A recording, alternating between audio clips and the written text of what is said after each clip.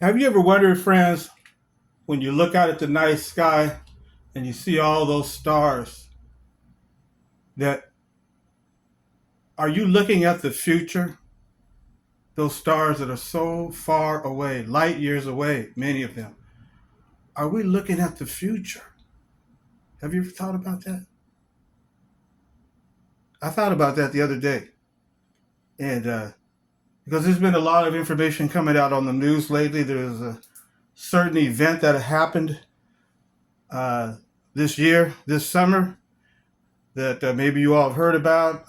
Many scientists are very, it's got their attention. And so I was just wondering about that. When we look up at the stars at night, we see the galaxy, we see the Big Dipper, all those stars there. We see comets, asteroids, uh, when we see all those stars, are we looking at the future? Well, I asked AI this question. Let me share it with you. I asked AI the question: is it scientifically factual that we are observing celestial objects in the sky? Are we observing things that are in the future? And this is what AI said.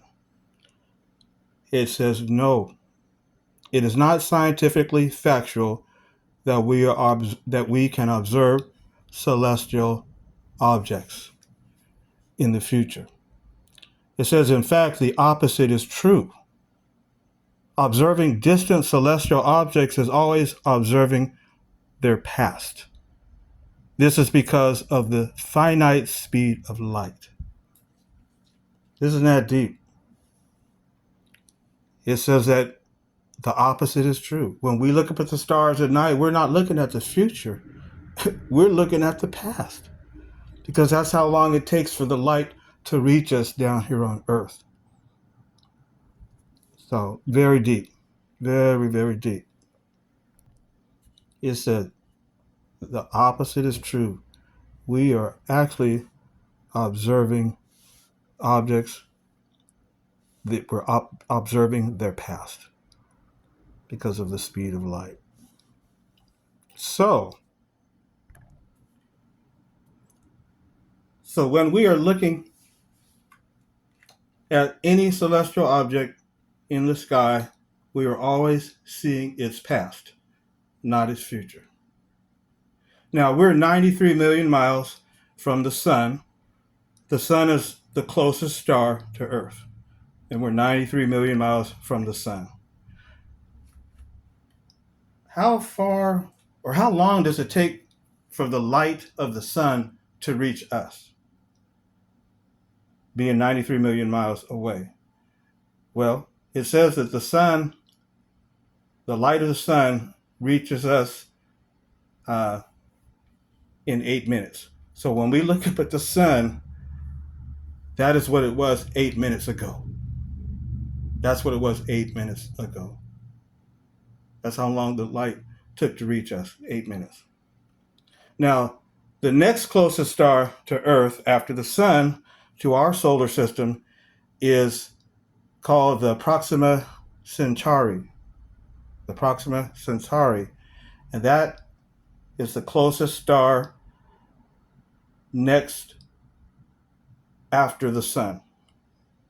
In fact, it's not even in our solar system. But it's the light from the Proxima Centauri, by the time it reaches us or reaches our telescopes, because I don't think you can see it with the naked eye, but if you were to look in a telescope and look at that particular star, the light from that star, when it reaches our telescope, is 4.3 light years away. That's how long it takes that light to reach us. 4.3 years to reach us. So if you were to look at that star in a telescope, you're definitely looking at the past. You're looking at 4 years ago when you look at that Proxima Centauri. Now, how long does it take for light to reach Earth from the other planets? Mercury, Venus, Mars, for example. Well, Mercury is the closest one. It only takes about 3.2 minutes from light to reach us, to reach our eyes. or to reach our telescope. 3.2 minutes. Venus, 6 minutes. What about Mars? Mars takes anywhere between 3 and 22 minutes.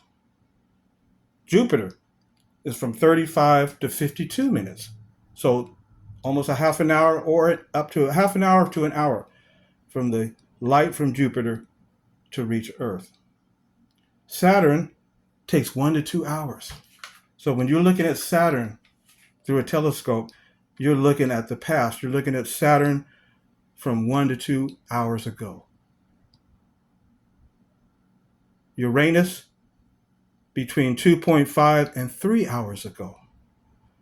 And then, of course, which planet is the furthest from the Earth? Well, that would be Neptune.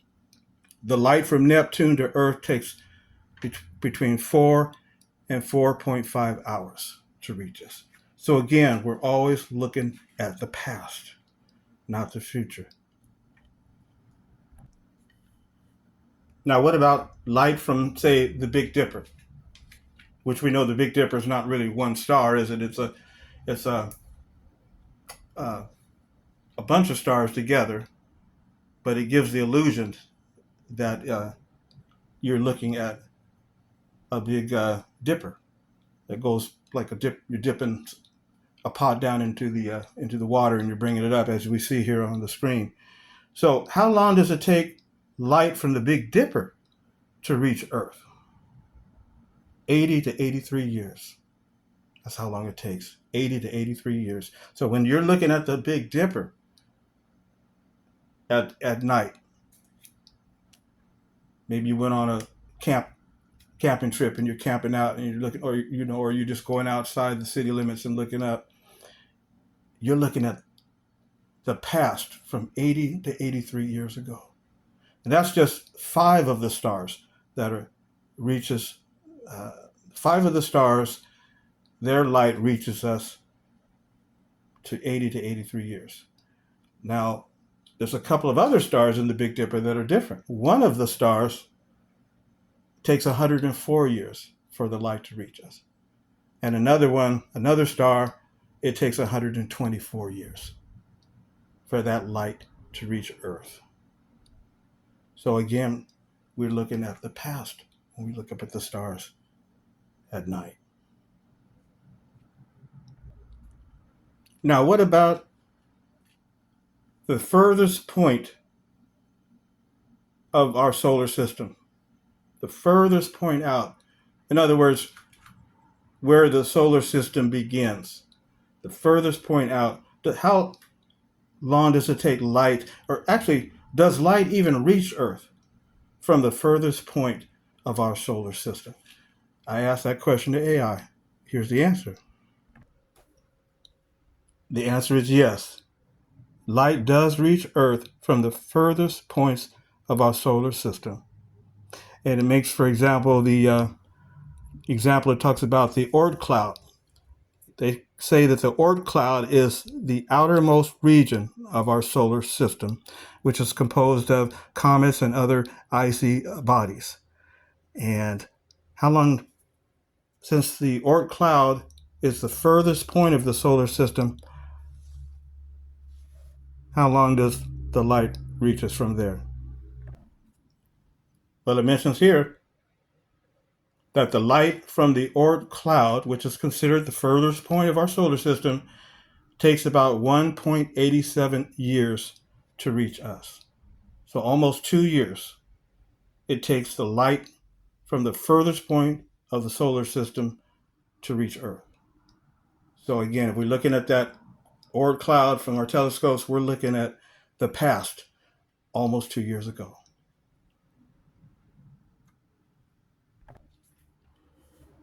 Now, space scientists are saying they noticed something very unusual that happened in our solar system this year.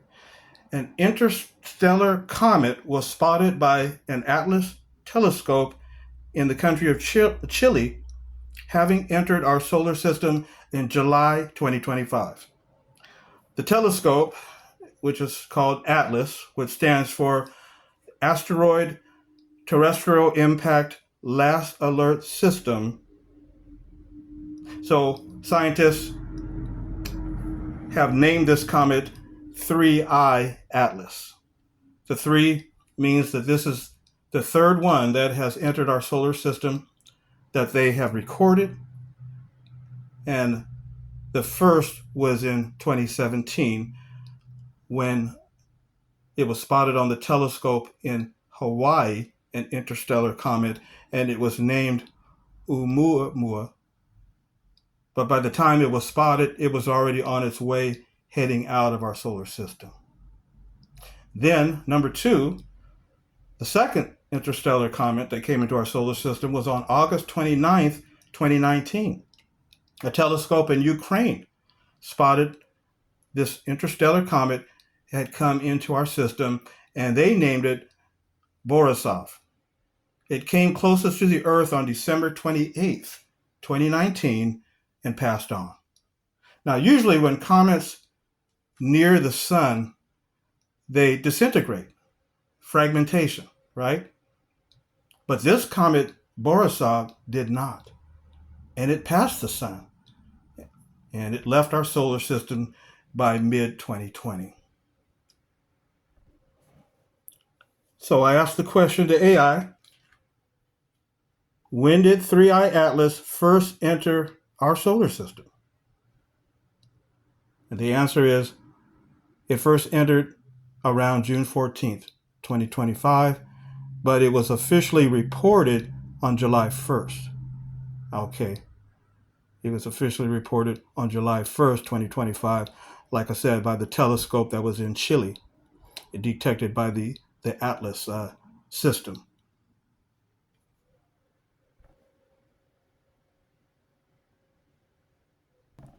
And that was through that asteroid terrestrial impact last alert system, is where they picked up on that. So, and at that time, it was 419 million miles from the sun, this 3I Atlas comet. And of course, we are 93 million miles from the sun. So if you add 419 million plus 93 million, that's 512 million miles away from Earth. So how long does it take light to reach Earth 512 million miles away? Well, when 3I Atlas was first spotted in our solar system, June 14th, the light from Atlas reached us about 45 minutes later. It was about 45 minutes later that it reached us. Now, scientists are, like I said, this comet has got their attention because it's very unusual. Let's talk a little bit more about this comet. 3I Atlas comet is described as a fast-moving rock about the size of Manhattan, New York, traveling 41 miles per second, which is twice as fast as man's fastest rockets, moving, they say, twice as fast as the speed of the Earth.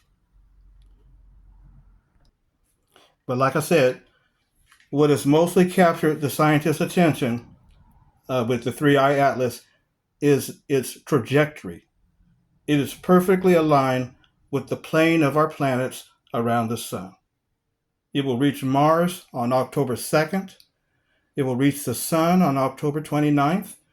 It will then reach Venus on November 3rd and reach Earth on December 19th, and Jupiter by March 16th, 2026. Now, the likelihood of a comet to closely pass 4 planets and the sun is 1 in 20,000. 1 in 20,000. In fact, I asked AI the question, is this rare or is this a normal thing? Because we know comets and asteroids, they come through our solar system all the time, but they don't come this close to the planets. So is this rare or is this a common thing? What did AI say? So this is what AI said. And I put the question, Is 1 in 20,000 rare for a comet to closely pass 4 planets? The answer, yes. A 1 in 20,000 chance for a comet to closely pass 4 planets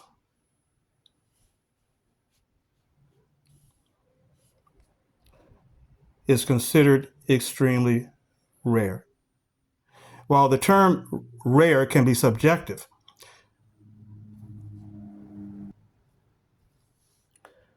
but for an astronomical event involving multiple bodies, a 1 in 20,000 chance is remarkably low, as it is far less than the 1 in 20 or 5% benchmark often used in statistics to define a rare event. So I'm not going to read all this here, but friends, you can Google this up, ask AI that, and this will pop up. But in conclusion, it says here, therefore, a 1 in 20,000 chance for a multiplanetary pass by a comet would be an extraordinary and exceptionally infrequent astronomical event. So there you have it. It doesn't occur every day. So basically, they're saying that 99.995% of cases of interstellar objects normally just fly through our solar system without any close passing to the planets, let alone 4 planets. But when this comet arrives at the closest point to Earth, however, and they're saying that would be 150 million miles away, is the closest that it's going to get to the Earth. When this comet arrives at the closest point to Earth, Earth will be on the other side of the sun.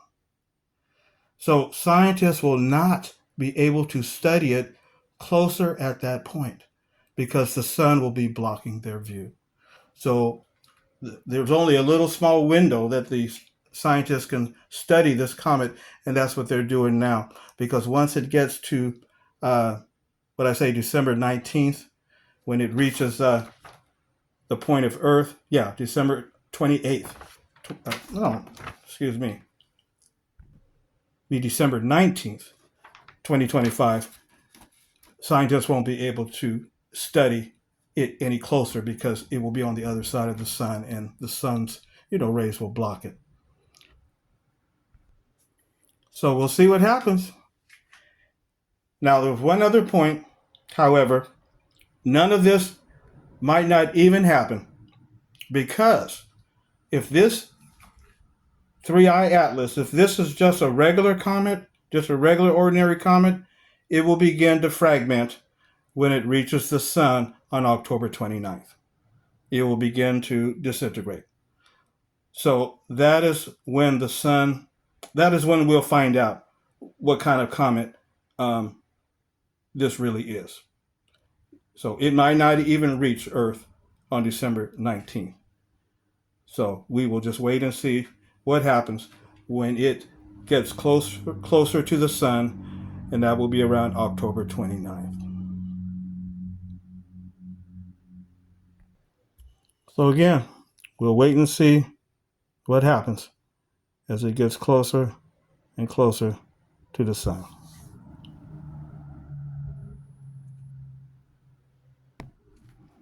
When we think about all these things, doesn't it bring to mind, friends, what Yeshua said here in the book of Matthew? Yeshua, the Messiah, the Christ, he said, immediately after the tribulation of those days, the sun will be darkened, and the moon will not give its light, and the stars will fall from heaven, and the powers of the heavens will be shaken. And then the sign of the Son of Man will appear in heaven, and then all the tribes of the earth will beat themselves in lamentation, and they will see the Son of Man coming on the clouds of heaven with power and great glory. And then we can compare that to what Yeshua said in the book of Luke, chapter 21, verses 24 through 27. And we know that In verse 24, he talked about how Jerusalem will be trampled on by the nations until the times of the Gentiles are fulfilled. And then notice in verse 25, also there will be signs in sun and moon and stars, and on the earth anguish of nations, not knowing the way out because of the roaring of the sea and its agitation, while men become faint out of fear and expectation of the things coming upon the inhabited earth. For the powers of the heavens will be shaken, and then they will see the Son of Man coming in a cloud with power and great glory. Yes, friends. Now, I'm not saying that this is going to be the Great Tribulation, because we know that there has to be the main event first, the attack on Babylon the Great. And that will be the start of the Great Tribulation. But then these events, these celestial events, will soon occur after that. So I'm not saying that this comment here has anything to do with that. We just have to wait and see what the Most High has in mind. All right. So we will just have to wait and see. And we also know that this could be coincidence. It could be scripture. And it could even be Satan and the demons. So we got to keep that in mind too. But whatever it is, it has to line up with Yah's word. Okay. And then we also appreciate what Yahshua said in verse 32 of the 21st chapter of Luke. Luke 21, verse 32. We got to remember this. He says, truly I say to you, this generation will by no means pass away until all these things occur. So what generation was he talking about? Well, the generation that was going to see all these things. Wars, earthquakes, pestilences, food shortages, signs in the stars and the moon. So we will talk about that later. All these things at the end of the Gentile times. You know what also is interesting is in the Bible, in the Hebrew scriptures, in the book of Daniel, remember the prophet Daniel talked about a tall statue made of various metals, gold, silver, bronze, iron, and then the feet, partly iron and part clay. And then Daniel noticed there was a rock or a stone flying toward this image, striking the image in its feet, and the image fell over and the wind blew it away. And I talk about that in my a book I wrote a couple of years back. So if maybe you have a copy of this, and you may have already read that, and we know that's in the book of Daniel, chapter 2. And so in my book here, Three Brothers, 1626, talking about the ancestry of the world, starting from the time of Noah and the building of the ark up until New York City in 1626, when the first enslaved reached Manhattan, New York. And I break down in that book the prophecy of Daniel, of that very image being struck by that stone or by that rock. So again, we'll just have to wait and see how all this plays out, right, friends? So thank you for letting me share this with you. If you like the content, please hit the like, please share it, and please subscribe. And that will help the algorithms, and we can get this message spread out to more people so that more people can learn about the prophecies of Yah. So again, thank you for letting me share. Until next time, family, y'all please try to stay safe out there. Please stay safe.